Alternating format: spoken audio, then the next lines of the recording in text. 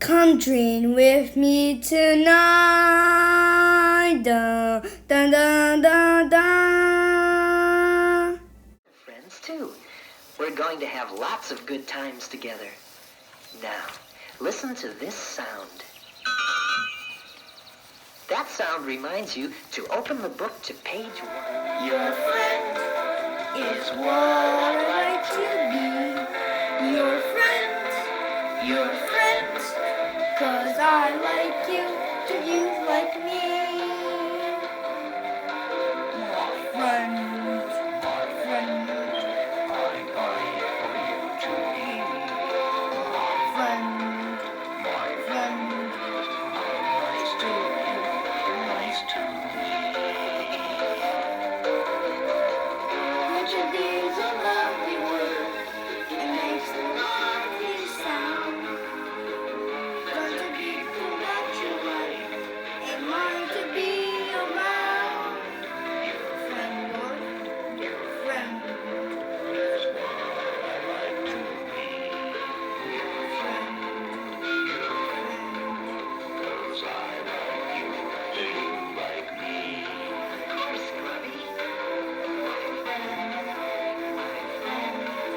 I like for you to be my friend. That's you, my friend. 'Cause nice to you, you're nice to me. People that you know, things to do.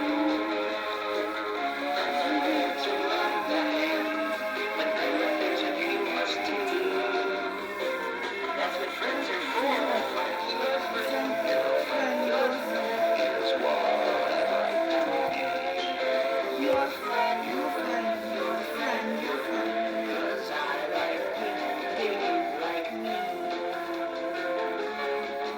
My friend, I like you to be. My friend, I'm nice to you. You're nice to me.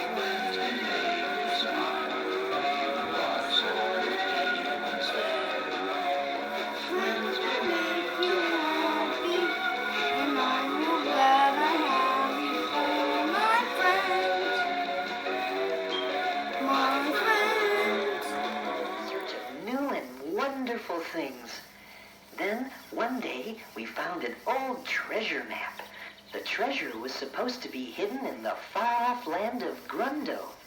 And so we left our homeland of Rilonia and set out on our great adventure.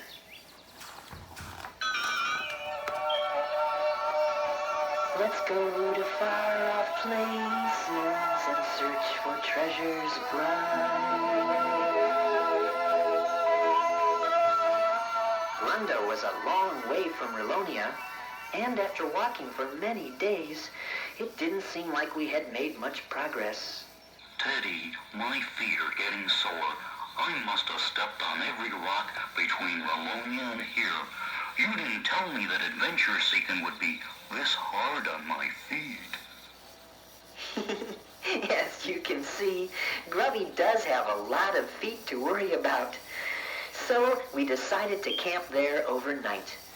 The next morning, Grubby's feet were better, and we continued on our journey. That was the day we met Newton Gimmick. Oh, hello there. My name is Newton Gimmick, but everyone just calls me Gimmick. I'm an inventor. Oh, yes, indeed. We discovered that Gimmick is a marvelous inventor. Oh, I think marvelous inventor might be exaggerating. It would probably be sufficient to say wonderful inventor. We also discovered that Gimmick is marvelous. We told Gimmick that we were on a journey to find a treasure. He said that one of his latest inventions might be very useful to us. Grubby and I were very interested, so we went to Gimmick's house to see just what this new invention was. Yes, here it is. I call it an airship. It looks like a boat. Oh, well, as a matter of fact, it did start out to be a boat, but then I realized that I'm not very close to water. No, you're not very close to water. Yeah, it would be kind of good for a boat to be close to water. Precisely. That was my exact conclusion. But then the idea hit me. If a boat could float on water, it could also float on air. If the air is hot, that is. Gimmick explained that by pumping hot air into a giant airbag under the ship, the hot air would rise and cause the ship to lift off the ground. It sounded logical, but somehow something didn't seem quite right. Teddy, something doesn't seem quite right. As the airbag filled with hot air, the ship began to lift off the ground. Hey, Teddy, it's working. Yes, just as I expected. Make sure all the tether lines are tight. Everyone, get aboard. The ship lifted off the ground, and Gimmick was delighted with his new invention. But somehow something still didn't seem quite right. Do you know what it was? Teddy, something still doesn't seem quite right. And I think I know what it is. Hey, we're tipping over. Watch out, Bobby!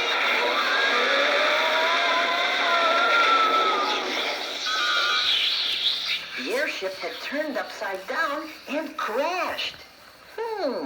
Apparently, something wasn't quite right.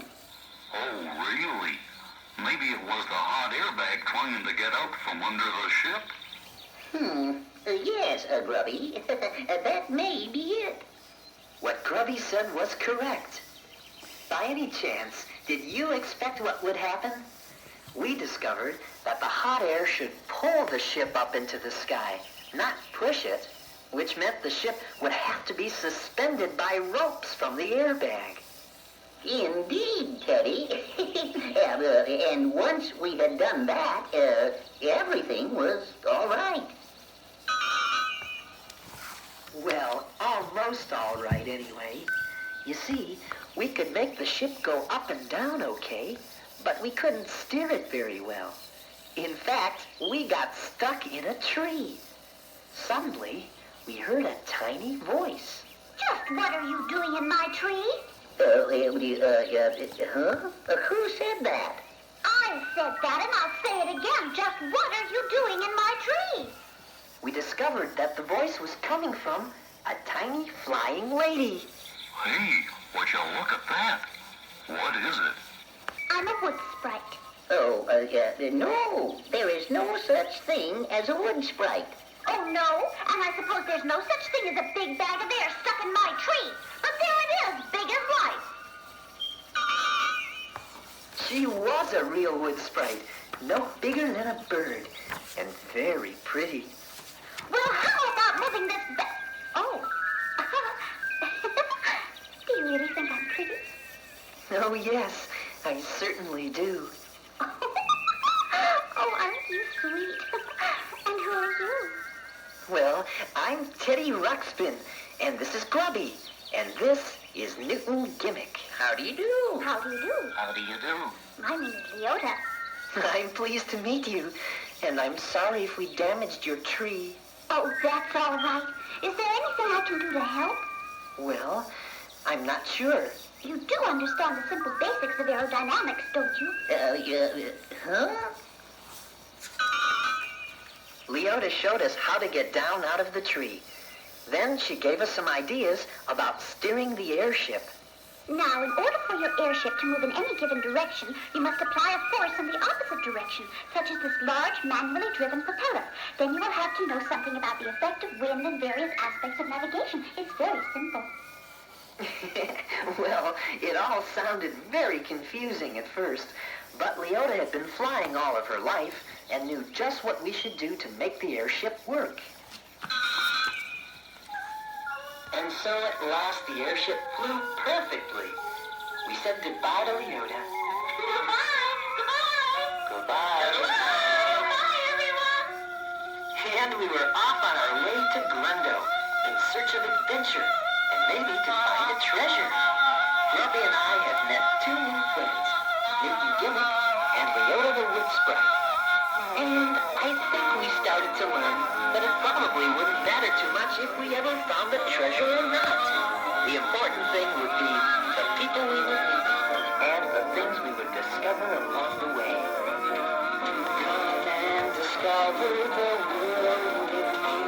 There are lots of people Something that lots of things you see. so come and Discover the world with me. Like, what makes the leaves in autumn fall? what irritates a honeybee.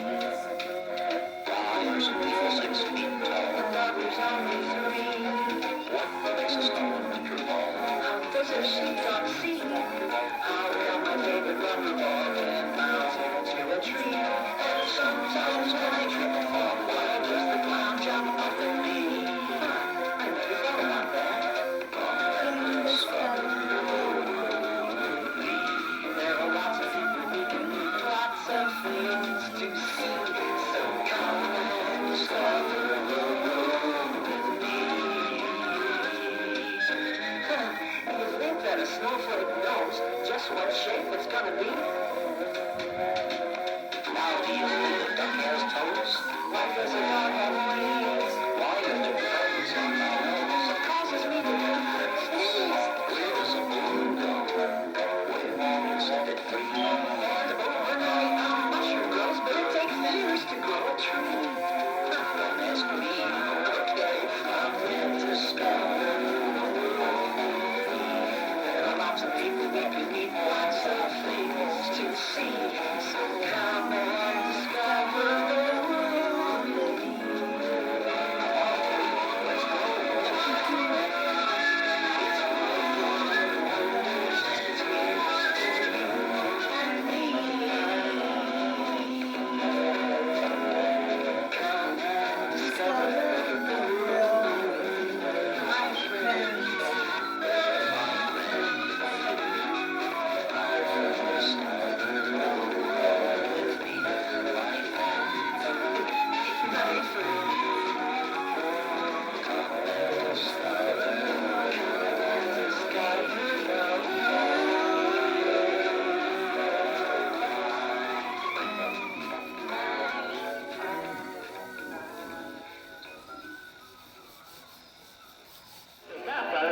Off the ground. What's a light bulb? I don't know yet. Someone will have to pick it up. Someone will have to build it.